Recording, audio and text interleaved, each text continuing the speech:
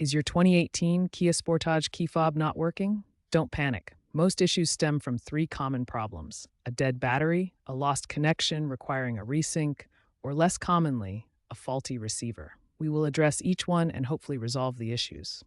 First, try replacing the battery. The key fob uses a CR2032 3-volt coin cell battery, costing around $5 to $10. Open the fob carefully with a flathead screwdriver. Replace the battery, ensuring correct polarity, plus mass, and test. If a new battery doesn't work, it may be a receiver issue, which is covered under recall. If a fresh battery doesn't solve the problem, resync the fob. Insert the key into the ignition and turn it to the on position without starting the engine.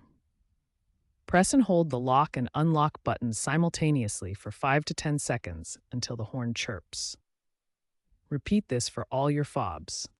If problems persist, especially if the fob only works when very close to the vehicle, a faulty receiver module is likely. Check if your vehicle is covered by Kia Recall, ENTSA campaign number 21V639, expanded by 23V461.